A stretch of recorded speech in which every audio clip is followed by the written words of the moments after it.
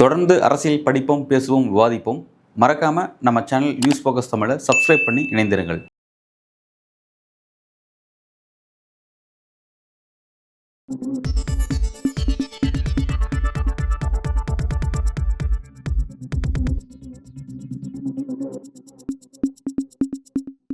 வணக்கம். இன்றைக்கு நம்முடன் அரசியல் பேசும் சிறப்பு விருந்தினராக ஃப்ரண்ட்லைன் பத்திரிகையினுடைய இணை ஆசிரியர் டாக்டர் ஆர்.கே. ராதாகிருஷ்ணன் இணைந்திருக்கிறார். சார் வணக்கம். வணக்கம் சார், அதிமுகவுடைய இந்த உட்கட்சி விவகாரம் அப்படிங்கிறது சமீப நாட்களில் ஒரு பரபரப்பான ஒரு சப்ஜெக்டாக இருந்தது. இப்போ அந்த பரபரப்பான ஒரு சூழலில் தான் வந்து எடப்பாடி பழனிசாமி திடீர் டெல்லி விசிட் போனார், அமித்ஷா சந்திச்சார் அப்படிங்கிற விஷயம். அங்கே சந்திச்சுட்டு வந்ததுக்கப்புறம் வந்து என்ன நடந்துச்சு அப்படிங்கிறது சில ரூமர்ஸாக நிறைய பேர் தங்களுடைய பார்வையில் பேசிட்டு இருந்தாங்க ஒரு பக்கம். இப்போ அதை பற்றி விளக்கம் வந்து எடப்பாடி பழனிசாமி கொடுத்துருக்காரு. பட் அதுவும் கிளியரா இல்லை. அதுக்கப்புறம் இன்னும் வந்து அந்த சந்தேகங்கள் வந்து வலுவடையக்கூடிய இடத்துக்கு நகர்ந்திருக்கு அப்படிங்கிறத பார்க்க வேண்டியதா இருக்கு. ஏன்னா அவங்க கூட வந்து ஒரு பிசினஸ் மேன் வந்து உள்ள டிராவல் பண்ணியிருக்காரு, அவரும் உள்ள போயிட்டு வந்திருக்காரு அப்படிங்கிற விஷயம். அதே மாதிரி எடப்பாடி பழனிசாமியோட மகன் எதற்காக அவர் கூட வந்தார் அப்படிங்கிற விஷயம். அந்த மாதிரியான பல விஷயங்கள் வந்து இப்போ இதுக்கப்புறம் மறுபடியும் ஒரு புதிய சந்தேகத்தை நோக்கி கிளப்பி இருக்கு. நீங்க இதை எப்படி பாக்குறீங்க சார்? உங்களுக்கு வரக்கூடிய செய்திகள் என்னவா இருக்கு? இல்ல, வேற ஏதோ டீல் மாதிரி தான் தெரியுது. அதாவது உள்ள போகும்போது வந்து அரசாங்கத்தினுடைய வண்டியில போறாரு, இன்னோவா கார்ல போறாரு. அங்க டெல்லியில இருக்கிற தமிழ்நாடு ஹவுஸ்ல இருக்கிற வண்டியில போறாரு. திரும்பி வரும்போது ஒரு பென்ட்லி காரு, நான் அதான் மெய்பான் நினைச்சிட்டு இருந்தா பார்த்தா பென்ட்லி. இன்னொரு 5 கோடி 6 கோடி தான் இருக்குன்னு வச்சுங்களேன். ரொம்ப சீப் தான். சீப்பான கார்ல வந்து வெளியே வர்றாரு. வெளியே வரும்போது என்ன பண்றாருன்னு பாத்தீங்கன்னா, நாமெல்லாம் இப்ப நேத்து கூட அது ரொம்ப சுவாரஸ்யமா இதுல உட்காந்து டிவில உட்காந்து பேசிட்டு இருந்தோம். அந்த டைம்ல நாம வந்து மூக்க துடைக்கிறதுனா நமக்கு ஒரு இது இருக்கு இல்லையா, ஒரு பணி இருக்கு, நம்ம இப்படி துடைப்போம். இவரு இப்படி துடைக்கிறாரு. இது என்னன்னு நமக்கு புரியல.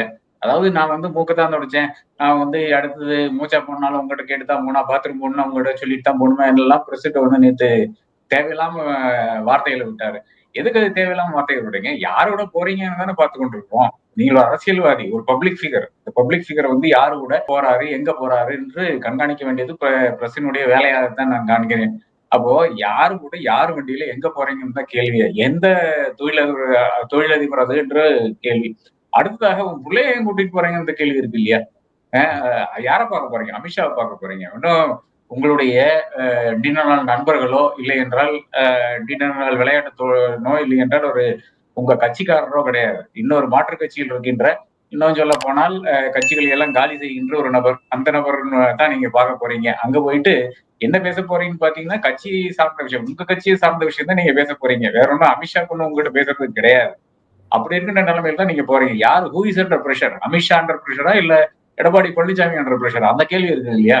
இங்க யார் அண்டர் பிரஷர்? செங்கோட்டையன் போய் பார்த்திருக்காரு.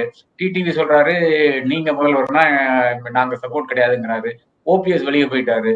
சசிகலா வந்து அனைவரும் ஒன்றா இருக்கணும்னு சொல்றாங்க. செங்கோட்டையன் வந்து எல்லாரும் ஒன்றா இருக்கணும்னு சொல்லிட்டு போய் அமித்ஷாவை போய் பார்த்து இவர் வந்து ஒண்ணுமே சரியில்லைங்கிறாரு. அப்ப அண்ணாமலை வந்து இதுக்கு நடுவுல வந்து எங்கெங்க பிரச்சனை பண்ண முடியுமோ எல்லா இடத்துலயும் பிரச்சனை பண்ணிட்டு போகுது. அப்ப யார் ஹூ இஸ் அண்டர் பிரஷர் கேள்வி இருக்கு இல்லையா? யார் அண்டர் பிரஷர்? என்னை பொறுத்தவரை எடப்பாடி பழனிசாமி தான். அப்ப எடப்பாடி பழனிசாமி அங்க ஏதோ மன்றாடி கேட்க தான் போயிருக்கிறாரு. கூட மகனை எது கூட்டிட்டு போயிருக்கான்னு பாத்தீங்கன்னா, மகன் மேல கேஸ் இருக்குது. அந்த கேஸை வந்து வாபஸ் வாங்குறது கூட கேட்டிருக்கலாம். இல்லை என்றால் புதுதோ டீல், இண்டஸ்ட்ரியலிஸ்ட் இருக்கும்போது டீல் தானே, வேற ஒன்றும் கிடையாது என்று நான் கருதுகிறேன். இது ஒரு டிரான்ஸ்லேஷன் இஷ்யூ எல்லாம் கிடையாது. இப்போ டிரான்ஸ்லேஷன் வேணா மகனே வந்து யூஸ் பண்ணிருக்கலாம். அப்ப அங்கதான் அந்த பிரச்சனை வருது எங்கன்னு பாத்தீங்கன்னா, மகனும் ஒரு இண்டஸ்ட்ரியலிஸ்டும் இருக்கும்போதுதான், ஒரு தொழிலதிபரும் இருக்கும்போது அந்த பிரச்சனை வருகிறது. நான் மறக்கக்கூடாத ஒரு விஷயம், முதல் முறையாக அதிமுகவும் பாஜகவும் தேர்தல் குறித்து பேசும்போது அதனுடைய ஃபர்ஸ்ட் பேச்சுவார்த்தை யார் நடத்தினான்னு பாத்தீங்கன்னா, இங்க இருக்கின்ற ஒரு ரெஸ்டாரண்ட் நடத்துற ஒரு நபரும், பெங்களூர்ல இருக்கின்ற ஒரு தொழிலதிபரும் தான் முதல் கட்டமாக பேச்சுவார்த்தைகள் நடத்தினார். அவர் வந்து பாஜக தரப்புல இருந்து, இங்க வந்து அதிமுக தரப்புல இருந்து. அப்போ இண்டஸ்ட்ரியலிஸ்ட் இல்லை என்றால் தொழிலதிபர்கள் வந்து பேசிக்கொள்வது, இல்லை என்றால் அரசியல்வாதிகள் கூட காணப்படுவது வந்து புது விஷயம் கிடையாது. தமிழகத்துல ஒரு பொருட்டே கிடையாது. இன்னும் சொல்ல போனால் திமுகலையும் அதிமுகலையும் எத்தனை அதிபர்கள் இருக்கார்கள் நமக்கு எல்லாம் தெரிஞ்ச விஷயமா இருக்குது. 2 ஜெயண்ட் தான் இருக்கிறதுலயே பெரிய சினிமா துறையில் இருக்கின்ற, இன்னைக்கு படம் வாங்குகின்ற, டிஸ்ட்ரிபியூட் பண்ணுகின்ற ஒரே ஒரு நிறுவனம் பாத்தீங்கன்னா ரெட் ஜெயண்டா தான் இருக்கிறது. பெரிய படங்களை, பெரிய சன் பிக்சர்ஸ் ஏறத்தாழ இது 2 தான். இது 2 தவிர்த்து வேற யாருமே கிடையாது. அந்த மாதிரி ஒவ்வொரு கட்சியிலயும் பாத்தீங்கன்னா அந்த மாதிரியான நபர்கள் இருக்கிறார்கள். யாராவது மாற்றுக்கிறதே கிடையாது. யாருக்கும் அதுல ஒரு பிரச்சனை வரக்கூடாதுங்கிறேன். அப்புறம் நீங்க எதுக்கு மூஞ்சியை மறைக்கிறீங்க? எதுக்கு நீங்க பாக்கி இருக்கிற விஷயங்கள் செய்யறீங்க? ஏன் பிரஸ் பார்க்கலன்றது கேள்விதான் கேட்கிறோம். நீங்க வந்து நரேந்திர மோடி கிடையாது இல்லையா? பிரஸ் பார்க்கவே மாட்டாரு. இப்ப ஏறத்தாழ 12 வருஷம் ஆச்சு. அவர் பார்க்கவே இல்லை. அது நமக்கு புரிஞ்ச விஷயமா இருக்கிறது. அவர் பிரஸ்ஸ பார்க்க மாட்டாரு. எடப்பாடி பழனிசாமி எங்க போனாலும் பிரஸ்ஸ பார்த்துட்டு தானே இருக்காரு. அப்போ இந்த 2, 3 விஷயங்கள் இருக்கு இல்லையா? ஒண்ணு வந்து நீங்க திரும்பி வர்ற வண்டி, அந்த அதனுடைய அவசியம் என்ன? அந்த இன்னோவா அங்கேயே தான் நிக்க போறது. லீடர் ஆஃப் த ஆப்போசிஷன் நீங்க. உங்கள வந்து அங்க விட்டு போட்டு அந்த வண்டி வந்து அடுத்து ஏர்போர்ட்டுக்கு போயிட்டு இன்னொருத்தர பிக் பண்ணீங்கலாம் வர முடியாது. அதெல்லாம் நடக்காது. அவரு அதெல்லாம் வந்து ஒரு அதிக அவரு தன்னோட தனிப்பட்ட வாகனத்தை, அபிஷியல் வாகனத்தை அனுப்பிட்டாரு. தன் கூட வந்து அமைச்சர், முன்னாள் அமைச்சர் சகாக்கள் எல்லாத்தையும் அனுப்பிட்டாரு. அனுப்பிட்டு தனியா பார்த்துட்டு ஒரு காஸ்ட்லி கார்ல வெளில வராருன்னா என்ன மெசேஜ் சொல்ல வராரு? அல்ல அதான் சொல்றேன். அதாவது அவருடைய அந்த வாகனம் இருந்திருந்தால், அதாவது அவருடைய அபிஷியல் வாகனம் இருந்திருந்தால், அது வந்து இப்ப சாதாரண கதியில் நான் அது இப்ப தமிழ்நாடு அரசினுடைய அந்த ஒரு பிரச்சனையை கூட சொல்லிடுறேன். தமிழ்நாடு அரசுல அதிகமா வண்டியெல்லாம் கிடையாது. அது இருக்கிறதே ஒரு 10 வண்டி தான். அந்த 10 வண்டி தான் எல்லா இடத்துக்கும் ஓடணும். அப்போ இன்னைக்கு இப்ப போயிட்டு ஒரு சீனியர் எம்பியோ இல்லைன்னா வேற ஏதாச்சும் ஒரு நபர் சென்னையில இருந்து வந்து ஒரு நபரை வந்து பிக் பண்ண வேண்டும். புரோட்டோகால் இருக்கிற நபர்னு வச்சுக்கோங்களேன். அவர் போய் பிக் பண்ணிட்டு வந்துட்டாருன்னா, அந்த வண்டியே அடுத்து ஏர்போர்ட்டுக்கோ வேற எங்கேயோ போகும். இன்னும் அடுத்த ஒரு நபரை பிக் பண்ணிட்டு வர்றதுக்கு போகும். இவர்கிட்டயே அந்த வண்டி இருக்காது. ஒரு அதிகாரி கிட்டயோ இல்லை என்றால் ஒரு அரசியல்வாதி கிட்டயோ இல்ல ஒரு சேர்மன், ஒரு வாரியத்தினுடைய சேர்மன் இந்த மாதிரி வச்சுக்கோங்க. அவங்க கிட்ட வண்டி வந்து ஃபுல் டேக்கு இருக்காது. அவங்க கிட்ட அந்த பிக் பண்றதுக்கு, ஒரு இடத்துக்கு கொண்டு போய் டிராப் பண்றதுக்கு, இந்த மாதிரி விஷயங்களுக்கு வண்டி யூஸ் பண்ணிடுவோம். அதுக்கு பிறகு வந்து அடுத்த நபருக்கு போயிடும். உங்களுக்கு தேவைப்பட்ட டைம்ல வந்து மறுபடியும் முடிஞ்சா அவங்க வருவாங்கன்னு இருக்கிறது. இதுதான் இப்படித்தான் தமிழ்நாடு ஹவுஸினுடைய அந்த ஒரு ஒர்க்கிங் இருக்கிறது. ஆனால் ஒரு எதிர்க்கட்சி தலைவரா இருக்கும்போது நிச்சயமாக அவருக்கு அந்த வண்டி வந்து கொடுத்ததுதான். நீங்க வந்து வேற திருப்பி வந்து கேட்க முடியாது. எதிர்க்கட்சி தலைவர் எப்போ வந்து திருப்பி அனுப்புறாரோ அப்பதான் நீங்க வந்து அந்த வண்டி வந்து திருப்பி வரும். அப்படி இருக்கின்ற ஒரு நிலைமையில நீங்க வேற ஒரு வண்டியில போக வேண்டிய அவசியம் வேண்டாம். தாராளமாக அந்த தொழிலதிபரை வந்து இந்த வண்டியில வாங்கன்னு சொல்லியிருக்கலாம். ஆனா அது என்ன பிரச்சனையாகும்னு பாத்தீங்கன்னா, டிரைவர் வந்து அரசு டிரைவரா இருப்பாரு. அந்த அரசு டிரைவர் வந்து நேரா வந்து சொல்லிடுவாரு. இன்னார் கூட வந்தாரு போனாருன்னு சொல்லிடுவாரு. இப்போ யூசுவலா ஒரு போலீஸ்காரனா தான் இருப்பாரு. ஐஏஎஸ் ஆளுகள் தான் இருப்பாங்க. அது ஒரு பிரச்சனை வேற இருக்கிறது. அப்ப அது ஒரு பிரச்சனை. அப்போ இந்த வண்டியில போனது ஒரு பிரச்சனை, முகத்தை மூடிக்கொள்வது ஒரு பிரச்சனை. 3வதாக நீங்க வந்து பிரஸ் கூட பார்க்காதது ஒரு பிரச்சனை. தனியாக என்ன பேசிக் கொண்டிருந்தீர்கள்? இது ஒரு பிரச்சனை. என்னை பொறுத்தளவுல இது அனைத்தும் சேர்ந்து 2, 3 விஷயங்கள் தான். மகன் போனதுனால நிச்சயமாக மகனுடைய ஒரு பிரச்சனை ஏதாச்சும் ஏதோ ஒரு விஷயம் இருக்கிறது. அதே மாதிரி கட்சி பிரச்சனையும் இருக்கிறது. எடப்பாடி பழனிசாமி நேற்று இருக்கின்ற பிரஸ் மீட்ல மிக தெளிவாக கூறுகிறது, கட்சி பிரச்சனையால நாங்க பேசவே மாட்டோம். பாஜக வந்து எங்களுடைய கட்சியினுடைய விவகாரங்களை தலையிடாதுன்னு சொல்லிட்டு பிரஸ வந்து ரொம்ப காட்டமா வந்து பேசியிருக்காருன்னு. அவருடைய மாநில காட்டமா பேசியிருக்காருன்னு வச்சுக்கலாம். அப்படி இருந்தால் கூட நாங்க நம்புற இடத்துல கிடையாது. ஏன்னா செங்கோட்டையன் வந்து தெளிவாக கட்சி பிரச்சனை தான் பேசணும்னு சொல்லியிருக்காரு. அப்ப நீங்க வந்து இல்ல கட்சி பிரச்சனை பேசவே இல்லைன்னு சொன்னா நாங்க எப்படி நம்புறது? அது ஒரு பிரச்சனை இருக்குது இல்லையா? எங்களுக்கு பிரச்சனையா இருக்கு. நீங்க சொல்ற பொய்களை எல்லாம் நம்பக்கூடிய இடத்துல நாங்க கிடையாது. சார், அவர் அந்த முகத்தை மறைச்சது அப்படிங்கிறது கடும் பேசு பொருளா மாறினது. அதை வந்து அவர் டாக்டிஸா தான் பயன்படுத்தி இருக்கிறாரா? அதை கூட வந்திருக்க அந்த பிசினஸ் மேன் சப்ஜெக்ட்ஸ் பேசுபடு பொருளா மாறக்கூடாதுன்றதுனால தன்னோட முகம் மறைக்கிறது, இதுதான் வந்து பேசுபடு பொருளா மாறும்ன்றதுக்கு டாக்டிஸா அதை யூஸ் பண்ணாரு. அப்படிதான் அதை பார்க்க வேண்டியது இருக்கா? எப்படி பாக்குறீங்க சார்? இல்ல நிச்சயமா கிடையாது. அது வந்து அவரை மறைக்கிறதுக்குன்னு நினைக்கிறேன். அந்த தொழிலதிபர் யாருன்னு தெரியக்கூடாதுங்கிறது மறைக்கிறதுக்கான்னு நினைக்கிறேன். வேற ஒன்றும் அதுதான் சார் சொல்றேன் நானு. அதுக்காக தான் இதை பேசுபடு பொருளா மாத்திட்டாருல. பக்கத்துல வந்து யாரும் கேள்வி எழுப்பவே இல்லை. இப்போ வரைக்கும் பெரிய அளவுல கேள்வி எழுப்பல. அவர் முகத்தை மறைச்சதான் எல்லாரும் டிஸ்கஸ் பண்ணாங்க. அதனால அப்படியே டைவர்ட் பண்ணிட்டாரா? இல்ல அது கேள்வியாகுது இல்ல. இப்ப வந்து நாம சாதாரணமா வந்து ஒரு மூக்கு சொல்லியிருந்தா நம்ம என்ன செய்வோம்? மூக்கத்தை இது பண்ணி அது வந்து இது பண்ணுவோம். அதே மாதிரிதான் முகம் துடைக்கிறது இப்படி தொடச்சிட்டு நம்ம எடுத்துருவோம். இல்ல அப்படியே தக்க வைக்கிறது கிடையாது இல்லையா? அதனாலதான் அது இஷ்யூவா மாறுறது அப்படின்னா. இது வந்து முகத்தை மறைத்து ஓடிவிட்டார் என்றது யாரும் சொல்லல. அவங்க என்ன சொல்றாங்கன்னா, என்ன மறைக்க பார்க்கிறீங்கன்னு கேட்கிறாங்க. அதாவது எடப்பாடி பழனிசாமி இல்லை என்று யாரும் அது நாங்க நினைக்கவில்லை. அதற்காகத்தான் அவர் முகத்தை மூடினார் என்று யாரும் நினைக்கவில்லை. அனைவருக்கும் தெரிஞ்ச விஷயம்தான். அவர் கையில வேற இவ்வளவு இது வந்து இது கட்டுப்பட்டிருக்காரு இல்லையா? அந்த இருக்கிற கோயில்ல இருக்கின்ற எல்லா இது சரடும் வந்து ஜெபத்து கட்டி இருக்காரு. அப்ப அப்படி இருக்கின்ற ஒரு நபர் வந்து நிச்சயமாக அவருடைய அவர் இல்லை என்றெல்லாம் யாரும் நினைக்கவில்லை. நிச்சயமாக இது யாரை வந்து ப்ரொடெக்ட் பண்றாருங்கிறது தான் ஒரு விஷயமாக மாறி இருக்கிறது. நிச்சயமாக அதான் பிரச்சனையா இருந்தது என்று நான் கருதுகிறேன். சார், வந்து தொடர்ச்சியா வந்து அமித்ஷா அவர்களை அபிஷியல்ஸ் யாராவது சந்திச்சாங்கன்னா வந்தீங்களேன், அந்த செய்தியில் முழுமையா வெளியில வர மாட்டேங்குது. இப்ப நேற்றைய தினம் பாத்தீங்கன்னா வந்து பீகார்ல நிதிஷ்குமார் போய் சந்திச்சுட்டு வந்தாரு. அவர் என்ன சந்திச்சாரு அப்படிங்கிற செய்தியில் வெளியே வரல. அதுக்கு முதல் நாள் எடப்பாடி பழனிசாமி சந்திச்சாரு. சந்திக்கிற விஷயங்கள் எதுவும் முழுமையா வெளியில வர மாட்டேங்குது. இந்த மாதிரி வந்து அமித்ஷாவுடைய சந்திப்புகள் எல்லாமே வந்து ரகசியம் காக்கப்படக்கூடிய இடத்துல தள்ளப்படுதுன்னா என்ன, அது எப்படி சார் புரிஞ்சுது? என்ன மெசேஜ் அது? எப்படி புரிஞ்சுக்கலாம்? இல்ல அப்படி கிடையாது. பாருங்க, இப்ப வந்து செங்கோட்டையனை அமித்ஷா செஞ்சுட்டாரு. ஆனா செங்கோட்டையன் தான் அதனுடைய எல்லாம் வந்து வெளியே வந்து சொல்றது, நிர்மலா சீதாராமன் தாங்க எல்லாம் பேசினது வந்து அவருதான். போட்டோவோட அவர் தான் வெளியிட்டாரே தவிர அமித்ஷா வந்து வெளியிடவில்லை. எடப்பாடி பழனிசாமி போய் இப்ப சந்திச்சிருக்காரு. அதுவும் வந்து எடப்பாடி பழனிசாமி தான் வெளியிடுவாரே தவிர அமித்ஷா வெளியிடவில்லை. ஆனால் நீங்க கொஞ்சம் சற்றே பின்னே திரும்பி பாத்தீங்கன்னா நமக்கு மிக தெளிவாக தெரியும். அதாவது ஏப்ரல் 11ஆம் தேதி அமித்ஷா வந்து இங்க வர்றாரு. அதற்கு சற்று முன்னே வந்து எடப்பாடி பழனிசாமி சென்று அமித்ஷாவை சந்திக்கிறார். அது சந்தித்த உடனே வந்து அமித்ஷா வந்து ஒரு எக்ஸ் தளத்துல வந்து வெளியிடுகிறார். இந்த மாதிரி என்டிஏ கூட்டணி வந்து உருவாகும் தமிழ்நாட்டுல, அதிமுகவும் பாஜகவும் ஒன்றிணைந்து என்டிஏ உருவாக்கும் என்றெல்லாம் அவரே வந்து போடுறார். அப்போ அங்கிருந்து அந்த டைம்ல இருந்து, அதாவது போன மார்ச்ல இருந்து இதுவரை நடந்த விஷயங்கள்ல என்ன வந்து மாறி இருக்குன்னு தான் நான் பார்க்க வேண்டியதா இருக்கிறது.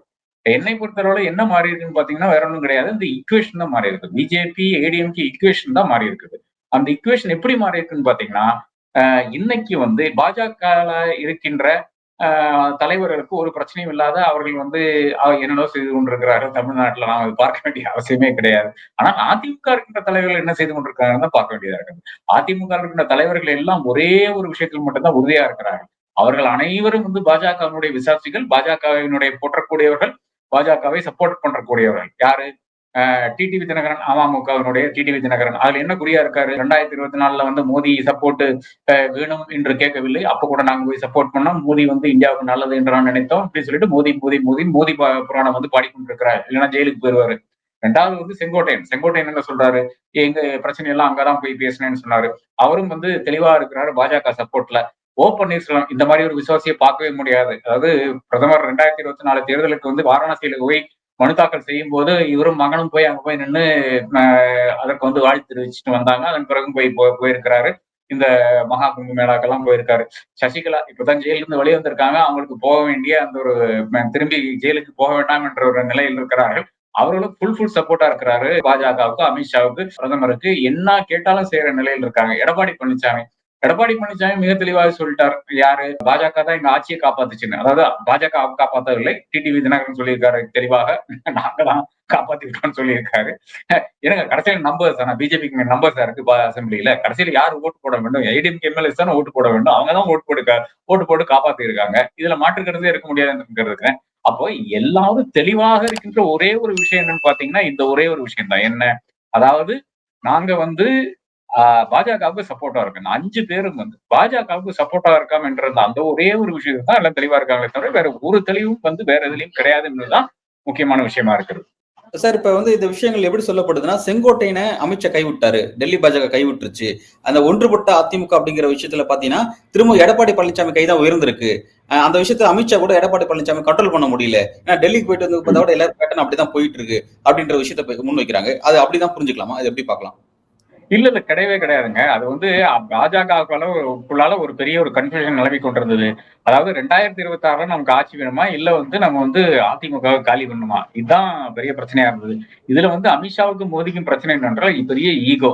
டெஃபினட்டாக 2026 எப்படியாச்சும் ஒரு 4 மந்திரிகளை உள்ள நுழைச்சு, அதாவது அதிமுக ஜெயிச்சு 4 மந்திரிகளை பாஜக மந்திரிகளை உள்ள உட்கார வச்சு, ஆமாயா நாங்க வந்து we can rule over the people of தமிழ்நாடுன்னு ராகுல் காந்திக்கு சொல்லணும். இதுதான் மோடியினுடைய, அமித்ஷாவினுடைய நோக்கமா இருந்தது. ஆனால் அதுல இருந்து சற்றே மாறுபட்டு இப்ப மறுபடியும் வந்து ஒரு பழைய ஆள் வந்து உள்ள வந்திருக்காரு. ஆடிட்டர் வந்து உள்ள வந்திருக்காரு. அதனுடைய பொருள் என்னன்னு பாத்தீங்கன்னா ஆர்எஸ்எஸ் கை கொஞ்சம் ஓங்கி இருக்கிறது தான் என்னை பொறுத்தவரை பொருளா இருக்கிறது. அந்த பொருள் படி பார்க்கும்போது அவர்களுடைய நோக்கம் இல்லை என்றால் இலக்கு என்று பாத்தீங்கன்னா அது வந்து மோடிக்கோ இல்லை என்றால் அமித்ஷாவினுடைய ஈகோனுடைய அந்த ஒரு இது சாட்டிஸ்பாக்சன் கொடுக்கறது கிடையாது. அவர்களுக்கு வந்து அதிமுகவை டெஸ்ட்ராய் பண்றதுதான் அவங்களோட நோக்கமா இருக்கும். அந்த நோக்கத்தை வைத்து பார்க்கும்போது இந்த ஒரு பிளர்வு இருக்கு இல்லையா, அதிமுகவுக்குள்ளால் இருக்கின்ற இந்த வித்தியாசங்கள், இந்த பிரச்சனைகள் எல்லாம் அவர்களுக்கு வந்து அது சாதகமாக தான் இருக்கும் என்று நான் கருதுகிறேன். அதற்காகத்தான் அவர்கள் பாடுபட்டுக் கொண்டிருக்கிறார்கள். இவர்கள் எல்லாம் அடித்துக் கொண்டால் நிச்சயமாக ஒருவேளை தாவேக்கா வந்து இரண்டாவது பொசிஷனுக்கு வந்து விட்டால் அப்புறம் பாஜகவுடைய நோக்கம் நிறைவேற்றி விட்டது. இப்போது இருக்கின்ற தாவேக்கா என்பது ஒரு பர்ஃபார்மன்ஸினுடைய ஒரு கூடாரமாகத்தான் இருக்கிறதை தவிர நிச்சயமாக அரசியல் கட்சியாக பயணிக்கவில்லை. அப்படி இருந்தால் கூட அதிமுக இந்த அளவுக்கு சிதைந்திருக்கின்ற நிலையில் மக்கள் வந்து வேற வழி இல்லாமல் வேற யாராச்சும் திமுகவுக்கு எதிராக வாக்களிக்க வேண்டுமே என்ற அந்த மனநிலையில் வந்து ஒருவேளை தாவேக்காக வாக்களிச்சு அவங்க 2ஆவது இடத்துக்கு வந்துட்டேன்னா அதிமுக டிஸ்ட்ரக்ஷன் வந்து உறுதியாகிவிட்டது. 2011 எப்படி வந்து திமுக டிஸ்ட்ராய் பண்ண முடியும் ஏறத்தாழ அதனுடைய ஆயத்த பணிகள் எல்லாம் செய்தார்களோ, எப்படி ஒரு தேமுதிக வந்து 2ஆவது இடத்துக்கு வந்து நின்றதோ, இதெல்லாம் தான் சமிக்கைகளாக நான் பார்க்கிறேன். இந்த ஒரு இடத்துல வந்து திமுக அன்னைக்கு ஏன் வந்து வீழவில்லை என்று பாத்தீங்கன்னா ஒரே ஒரு ஆள் தான், கலைஞர் தான். அதுக்கு காரணம் வேற யாருமே கிடையாது என்று நான் கருதுகிறேன். அந்த ஒரு கலைஞர் வந்து இன்னைக்கு அந்த ஒரு கேலிபர் இருக்கிற ஒரு நபர் வந்து இன்னைக்கு அதிமுக கிடையாது. அப்போ அவருடைய இலக்கு என்பது அதிமுகவினுடைய டிஸ்ட்ரக்ஷன் தான். ஏனென்றால் பல இடத்துல நீங்க பார்த்திருப்பீங்க. சமீபத்தில் கூட 3-4 நாள் முன்னாடி கூட திமுகனுடைய எம்எல்ஏ கலையரசன் சொல்ற ஒரு விஷயம் என்னன்னு பாத்தீங்கன்னா, வேற ஒன்றும் கிடையாது. எம்ஜிஆர் ஆனாலும் சரி, திமுக ஆனாலும் சரி, ஒரே கொள்கையில தான் இருந்தார்கள். அது இருமொழி கொள்கையாகட்டும், இல்ல சோசியல் ஜஸ்டிஸ் ஆயிருக்கும், எந்த ஒரு விஷயம்னாலும் சரி, RSS எதிர்க்கிற விஷயமானாலும் சரி, இதெல்லாம் வந்து திமுகவும் அதிமுகவும் ஒருமித்து பயணித்த விஷயமா தான் இருந்தது. இன்னைக்கு தான் அதுல இருந்து மாறுபட்டு கொண்டிருக்கிறது.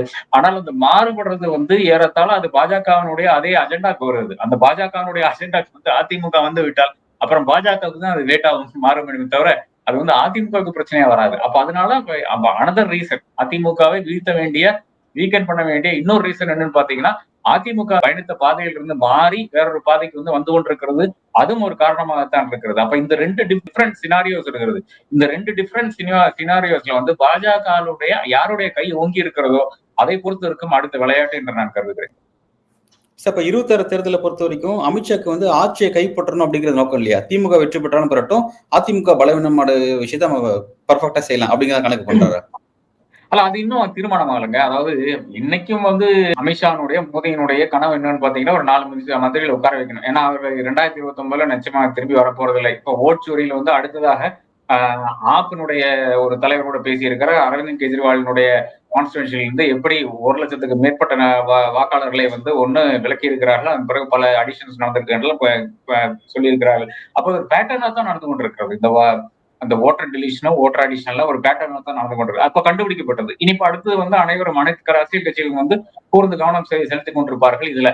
இனிப்ப அடுத்து என்ன இவிஎம் ஹேக்கா என்னன்னு தெரியல. பட் இப்போதைக்கு வந்து இந்த ஒரு மார்க்கம் இருக்கு இல்லையா, இந்த ஒரு வழி வந்து இப்ப வந்து தடைபட்டு இருக்கிறதாகத்தான் நான் காண்கிறேன். அப்ப அதனால வந்து என்னை பொறுத்தவரை 2029 இந்த ஹேக்கிங் நடத்தாது. இந்த இவிஎம்ன்றது பழைய காலத்துல இருந்து எல்லாரும் பார்த்து கொண்டுதான் இருக்கிறார்கள். அதனால அது அந்த ஒரு பெரிய அளவுக்கு பண்ண முடியாதுன்னு நான் கருதுறேன். அப்போ அப்படி ஒரு சினாரியோல பிஜேபி திரும்பி வரக்கான வாய்ப்பு நான் காணவில்லை. அன்லஸ் அப்கோர்ஸ் காங்கிரஸ் பயங்கரமா சொதப்பி எல்லா எதிர்கட்சிகளையும் வந்து விரட்டி அடிக்கவில்லை என்றால் நிச்சயமாக காங்கிரஸ் வரக்கூடிய இந்த வாய்ப்பு இருக்கிறது. அதனால 2026 வந்து நிச்சயமாக இங்கு வெல்ல வேண்டும் என்ற அந்த குறிக்கோளத்தான் அவர்கள் வந்து பயணிப்பார்கள். நிச்சயமாக பாஜக வந்து எப்படியாச்சும் ஒரு 4 மந்திரிகளை வந்து உள்ள நுழைக்கணும் தான் இவங்க நினைப்பார்கள் இப்ப இருக்கிற இந்த சூழ்நிலையில. அப்போ பாஜகக்குள்ள இருக்கின்ற அந்த போர் எப்படி முடிகிறதோ அதனுடைய ஒரு விளைவாகத்தான் இப்ப 2026 எப்படி இருக்குன்னு நான் சொல்ல முடியும். பல்வேறு ஆழமா உங்களுக்கு கருத்துல வழங்கிருக்கீங்க. தமிழக அரசியல் கட்டம் அடுத்த கட்டம் எதை நோக்கிங்கிறது பொறுத்து இருந்து பார்க்கலாம் சார். நன்றி. நன்றி.